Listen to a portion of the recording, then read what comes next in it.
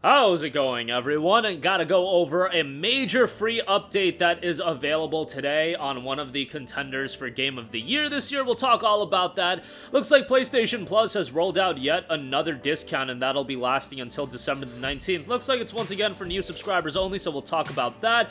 And Sony is expecting leaks on PlayStation 5 Pro consoles, considering dev kits are being sent out to third-party studios. We'll talk that at the end of this video. But Alan Wake 2 is getting a major free update today, adding a new Game Plus mode, the final draft. A free update is dropping today. The overview of the content from Epic Games Publishing notes this: the final draft unveils a new ending to the layered story of Alan Wake, sure to spark speculation and theories from dedicated fans. New lore can be found in the form of videos and manuscript pages that have been added to New Game Plus experience, along with other subtle additions. To access the New Game Plus mode and to fully experience the final draft, a completed playthrough of Alan Wake 2 is required. Players will retain all weapons, charms, and character upgrades earned during their first playthrough.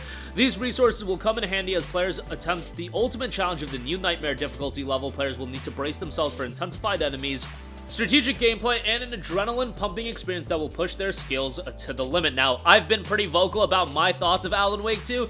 Look, a lot of you guys are very much on board with it being one of the games of the year, and you guys love it, but also, every time I talk about this game and talk about how it didn't resonate with me like it did for a lot of other people, a lot of you guys also leave comments saying that, hey, that you're kind of in line with my thinking about Alan Wake 2. Like, when I played Alan Wake 2, I could be like, yo, there's a lot of attention to detail in this game. The sound design is incredible. The visuals are stunning.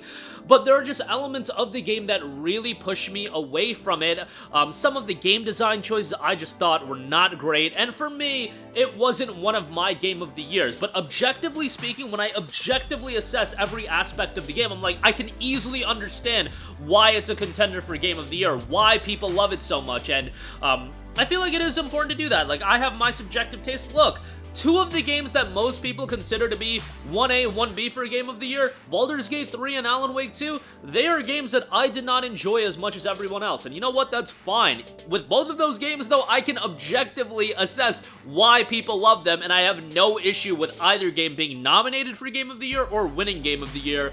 It's just that, you know, for my personal taste and what I wanted at the time of those games' release, they didn't resonate with me. Now, Baldur's Gate 3, absolutely going to be a game that I revisit. I didn't play enough of it to really form a solid final opinion, and given all of the reception towards that game, like, you know, I have to give it more of a chance. Alan Wake 2, obviously not as significant of an undertaking as Baldur's Gate 3, so it was easier to get through, but nevertheless, if you haven't yet checked it out, I know a lot of you guys are of the mindset that, hey, the digital-only release is whack. I would imagine it's gonna get a physical release at some point, quite possibly after all of the downloadable content comes out and they do like some sort of Alan Wake 2 Complete Edition.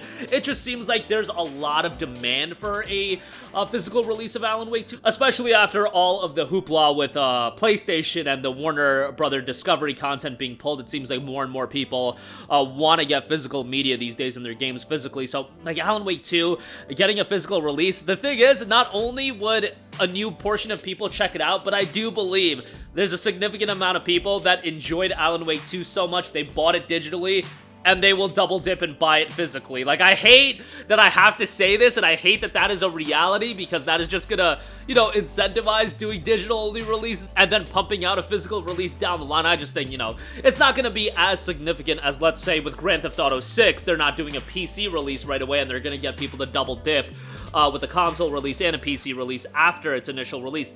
Doing a physical release after its digital release, that's not going to get that many people to double dip like GTA 6 is going to get people to double dip. It's a different ball game, but I do fully expect there to be some amount of people that are going to double dip just on the basis that they liked Alan Wake 2 so much and want a hard copy of the game. Also, moving on from that, do want to note that the yearly PlayStation Plus Premium and Extra subscriptions are 30% off on the PlayStation Network until December the 19th. It seems to be for new subscribers only and only available on console, so you have to actually go on your console, go to the PlayStation Plus section, and then subscribe that way. Premium is down to $112, which is actually, I believe, less than what Premium was pre-price increase. I think pre-price increase it was $120 was the standard amount for its yearly subscription, and Extra is $94.49, which I believe extra before the price increase was $100. But obviously, when you were subscribing to services like this, you were trying to get them on a discount, so now their discounted price is higher than their discounted price before. You guys get the idea.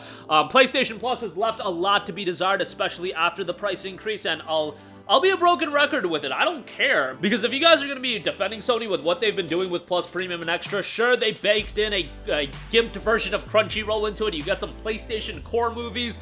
The monthly game rollout has been awful on Plus Extra and Plus Premium, and that is the difference. Yes, you can look at the existing catalog of titles and be like, hey, Horizon Forbidden West is on there, God of War is on there, the Sony first-party games are on there, Miles Morales, etc., etc. There's a lot of good stuff, Ratchet, Demon Souls, so on and so forth. But guess what? That was all available pre-price increase. They increased the price and didn't increase the value proposition, and not only that, it was a significant price increase, guys. Like, you guys have to be at least somewhat upset about it. Sony's gonna keep pushing and pushing and seeing how much they can get away with because they are the dominant console manufacturer when you compare them to Microsoft. They are so far ahead that they're gonna try to push and push and get away with more and more. And then at some point, you know, a couple of years down the line, PlayStation Plus is going to shoot up in price. The value proposition is going to be lower. They're going to be going the excessive DLC route and so on and so forth. That could potentially happen, and I don't think we're there yet, but that's why you do have to be vocal when it comes to things like this. And, you know, it was what happened back in the Xbox One and PlayStation 4 days when Microsoft went the route of banning used games or whatever and made it online only and everything like that.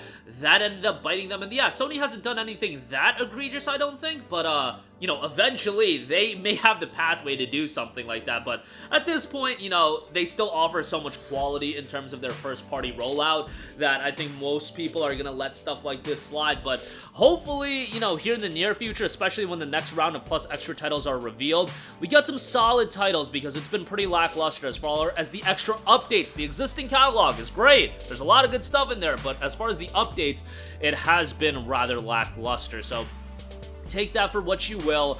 If you are a new PlayStation owner, I still feel like Plus Extra is a great subscription service to go with for $94 for a year of that. Look, you can play Horizon 1 and 2. You can play God of War 2018, Miles Morales. Oh, wait, you can't play Spider-Man 2018 because they pulled that to sell it again. You know, that was kind of lame, but you can play Days Gone. You can play so many games, so many high-quality titles that are already in the service. Let's just hope the rollout content is better. And yes, I know that we're never going to get at the level of day one titles that Microsoft is going to be offering with Persona 3 Reload, Tactica, Lies of P, and so on and so forth. Their first-party titles all on Game Pass. It's not the model that Sony's going to go with, but there is a happy medium where you can offer more titles like Sea of Stars, Teardown, and so on and so forth. But you know, again, I'm a broken record when it comes to that stuff. Lastly, I do want to note that Tom Henderson noted, can't comment on other people's leaks because I don't know. Internally, Sony is expecting full specs of the PS5 Pro to leak this month because of dev kit distribution to third-party studios. The PS5 Pro is rumored to be released in the fall of 2024, so, you know, if you guys are looking to upgrade, it's gonna be that mid-gen upgrade that isn't gonna be necessary, but if you want a little bit more horsepower, that's probably what the PS5 Pro is gonna offer. But as we wait on leaks, I'll give you guys the heads up when we hear more. But that is gonna do it for me. Again, Alan Wake 2 getting a huge free update, the final draft, that is available today. New Game Plus, new story bits, and teasers are gonna be added there as well. And if you have yet to check out the game, you know, I would take the opinion of most people outside of mine. It seems like most people really enjoyed the game, and I can easily see why, and you guys are probably going to really enjoy the game if you do pick it up. I would recommend you to play Alan Wake 1 first. It's a great game, and, you know, why not? PlayStation Plus Premium and Extra, 30% off on the PlayStation Network, and PS5 Pro is rumored to be leaked this month as far as the full specs go. That's going to do it for me. Sound off with all of your thoughts in the comments section down below. Thank you for watching, and goodbye. Hey guys, we hope you enjoyed the video, and if you did, make sure to hit the subscribe button, and if you're already subscribed, do us a favor and hit the bell icon. This way you'll be notified whenever we post a new video. That's the best way to keep up with all of our uploads, and we usually try to upload 2 videos a day. And with the bell icon hit, you'll be notified whenever we do upload a video. As always, thanks for watching.